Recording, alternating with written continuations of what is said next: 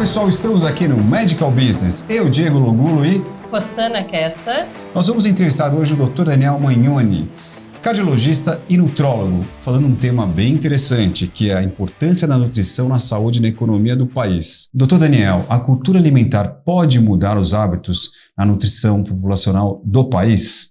Não tenha dúvida. Isso é uma das grandes lutas em termos de saúde pública. Mudar a alimentação como pensamento em prevenir, tratar doenças, criação das crianças na terceira idade, evitar as grandes epidemias como a de obesidade que nós temos aí.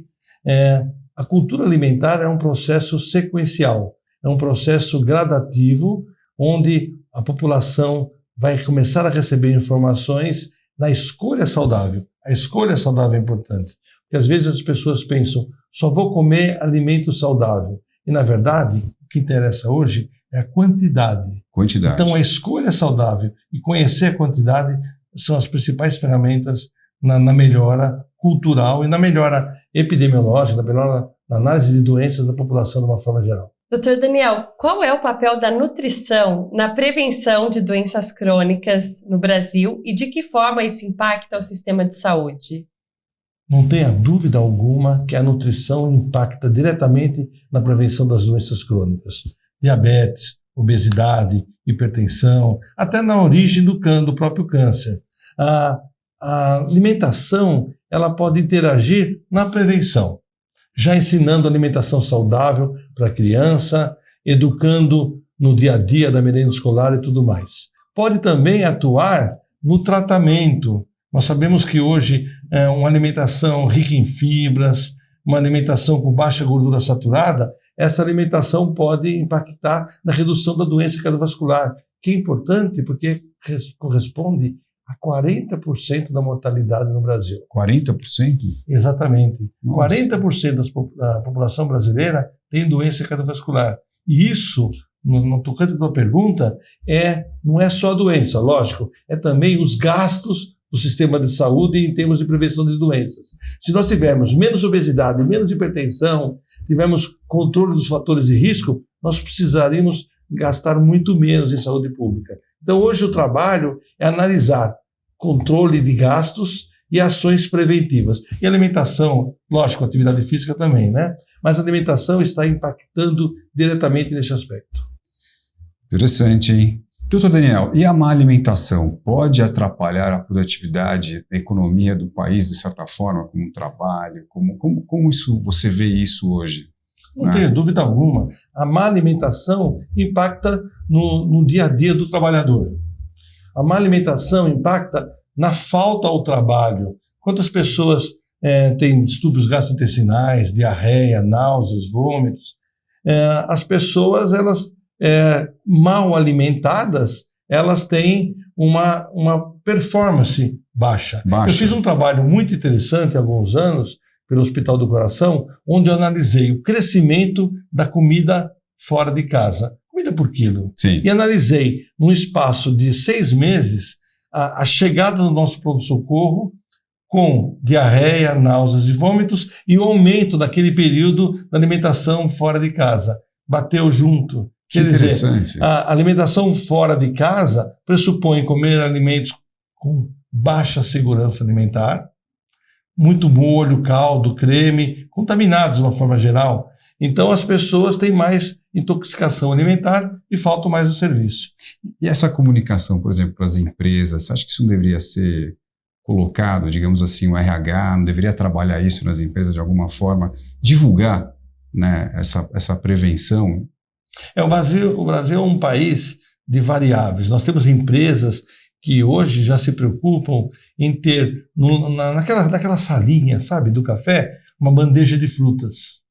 Temos empresas onde existe o apoio nutricional por telemedicina. Mas também temos empresas que naquela salinha você tem pão de queijo, café, leite e muito açúcar.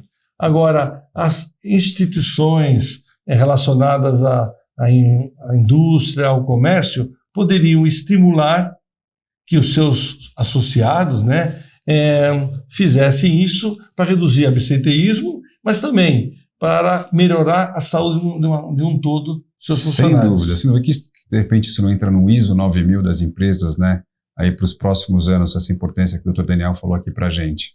Dr. Daniel, e como políticas públicas podem ser desenvolvidas para melhorar a nutrição da população e auxiliar a redução dos custos com saúde?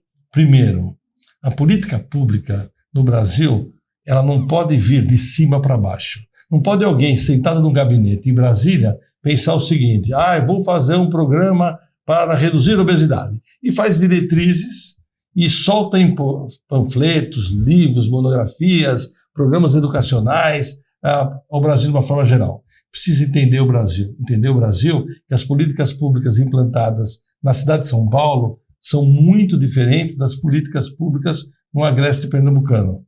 Eu, na época que eu participei da diretoria da Sociedade Brasileira de Cardiologia e da Federação Latino-Americana de Nutrição, criei o programa Obesidade Zero. Eram 9 pontos onde você atuaria diretamente na prevenção da obesidade. Por exemplo, a porta de entrada do sistema de saúde deveria ser passar com uma nutricionista e, obrigatoriamente, a pessoa ser pesado. A partir daí, ele poderia passar no dentista, pegar o seu remédio para hipertensão, mas ele passaria em programas educacionais de grupo, ensinando alimentação saudável. Isso para qualquer setor médico, né? Essa porta de entrada. Porta de entrada. Mas era um programa, era um projeto público que nós desenvolvemos. Muito legal, muito bacana. Nós temos hoje aquelas barraquinhas de frutas, barraquinhas de flores na cidade. E eu viajei até Munique, uma cidade modelo, onde a fruta era subvencionada e naquele momento até a gente sugeriu ao prefeito que as barraquinhas fossem dadas às pessoas com deficiências, tivesse toda uma logística de retroalimentação. Você sabe que nós fizemos um trabalho muito interessante. Você, ela não, mas você, não sei se as mulheres hoje se alistam, mas naquela época, a minha, de todo mundo, a gente era pesado e medido. Exatamente. Certo? Não só no exército. Então, quando você se alistava, pesava e media numa balança de uma marca tradicional para um soldado ou um cabo da área de saúde. Nós pegamos, por apoio do Dr. Adib Jatene, dos últimos 50 anos, o alistamento militar, que é o jovem de 18 anos, o peso dele. E fomos acompanhando decrescentemente de 50 anos até mais ou menos 2010. O que aconteceu? Um menino de 18 anos, teoricamente, é magro. E nós tínhamos, há 50 anos, 0 de obesidade. Até que chegou o momento dos meninos que nasceram em torno de 68, quer dizer, em 1976, começaram a chegar obesos para alistar. No meu caso, por exemplo. O que nós identificamos? Lá na década de 68, 64, se instituiu alguns programas de hiperalimentação, que a criança gorda era saudável. Se dava leite em pó nos postos de saúde. Então nós criamos crianças obesas e aumentou a obesidade. É um trabalho clássico, nós acompanhamos aí 5 milhões de peso e altura durante 50 anos, provando essa teoria que não é verdade. Então as políticas públicas têm que ser adequadas à realidade da cidade, do estado, populacional de uma forma geral, e com isso nós vamos ter efeitos. Não tem uma fórmula única. Não tem. A fórmula é customizada, a palavra bonita, moderna, né? É customizada em relação à prefeitura. Lógico, pode ter algum programa básico, norteador, dado pelo SUS, mas a fórmula básica mais eficácia é regionalizada na própria cidade. Doutor Daniel, e do ponto de vista de indústria, né, indústria alimentícia, como é que ela pode contribuir para tudo isso? Como é que você vê, né, a participação dela? Porque, óbvio, elas querem vender seus produtos, elas querem estar ali na gôndola dos supermercados destacando mais. Como é que você vê a indústria alimentícia contribuindo, né, para essa conscientização populacional hoje? Olha, é muito fácil, parece aquela música Joga a Pedra na Geni. É muito fácil culpar a indústria alimentícia. Mas a indústria alimentícia pode fazer alimentos horríveis do ponto de vista nutricional, mas se ele for horrível e ninguém consumir, ele vai parar de fabricar. Exatamente. Então, se eles fabricam alguma coisa com muito sal, muita gordura, muito açúcar, é que alguém consome. A indústria alimentícia é uma parceira da alimentação saudável, das sociedades médicas. Ela pode contribuir, às vezes contribui em seminários, simpósios, mas nos ajudando a criar um rótulo correto. Porque a gente vê lá lactose, e a senhora, sua vizinha, não sabe o que é lactose. Exatamente. Gorduras totais. Uma coisa interessante, eu dou muita entrevista falando sobre sal. Aí você vai no rótulo, está escrito sódio. A pessoa não sabe transformar sódio em sal. Então o rótulo tem que ser uma ferramenta educacional. A indústria alimentícia e as normatizações da saúde pública do Brasil devem criar rótulos adequados ao nível de inteligência, não a palavra de inteligência, mas de inteligência, que é o conhecimento que a população tem sobre tudo de uma forma geral. Então os rótulos têm que ser adaptados ao idoso, à criança, à pessoa com pós-graduação e à pessoa que não fez nem primário. Tem que ser um mecanismo de educação para a alimentação saudável, junto com políticas públicas na mídia de uma forma geral, em programas como o nosso, né? Exatamente. Ensinando e educando que a alimentação saudável, a alimentação correta e a escolha saudável está relacionada com a sua idade, o tempo que você vai viver e a qualidade que você vai ter de vida quando você ficar mais idoso. Sensacional. Então fica a dica aí para vocês, indústrias alimentícias e suas agências de publicidade, em focarem nos rótulos, que esses rótulos podem educar e vender mais. Que mensagem o doutor gostaria de deixar para a nossa audiência com relação à nutrição e o futuro econômico do Brasil? Nossa, essa mensagem Mensagem de responsa, hein? Né? Primeiro, em termos de alimentação e nutrição, o mais importante é o bom senso. A gente não pode querer, de um dia para o outro, ser aquela pessoa perfeita, porque a alimentação tem que perdurar pela nossa vida. Você não pode fazer uma dieta, um regime por 1 mês, 2 meses, 6 meses. Você tem que incorporar hábitos na sua vida. Incorporar hábitos da alimentação junto com hábitos da atividade física. Então, em termos de alimentação e nutrição, é bom senso.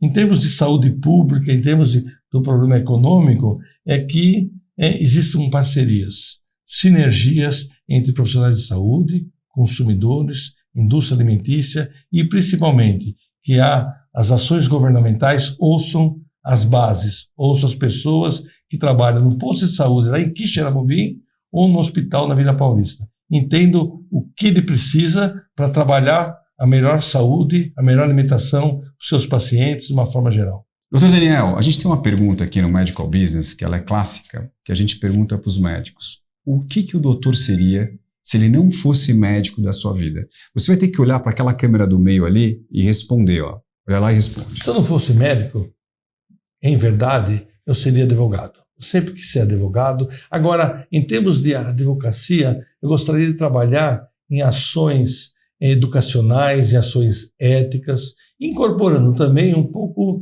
do marketing. O marketing do relacionamento. Eu seria um profissional da área advocatícia, que daria aulas, que trabalharia em prol da comunidade e também trabalharia junto com os médicos, porque eu adoro os médicos. Eu acho que às vezes eles poderiam trabalhar muito mais e muito melhor se eles tivessem uma aceitação em termos de remuneração, em termos de qualidade assistencial pelos órgãos governamentais. Então, um advogado com viés de marketing, amigo dos médicos. Olha só que interessante, hein? Bom, eu acho que daria um belo publicitário, a doutora Rossana aqui, né? Um belo político também, né? Um excelente político, fala muito bem, tem uma oratória maravilhosa, uma dicção e muito conhecimento. Parabéns. Doutor Daniel, obrigado pela vinda no programa, foi uma honra muito grande, um papo muito, muito rico e esperamos você na próxima vez. Obrigado, eu que agradeço, foi maravilhoso esse nosso papo, foi muito rápido. A gente pode alongar nos variados subtemas relacionados a estilo de vida saudável, alimentação correta, nutrição e, por que não, o dia a dia das áreas que podem trabalhar em prol de uma comunidade. Maravilha! 4 pautas aqui do doutor para a gente para o próximo programa, com certeza. Excelente. Pessoal, obrigado mais uma vez. Obrigado aí pela assistir a gente aqui. A gente agradece. Obrigada a todos.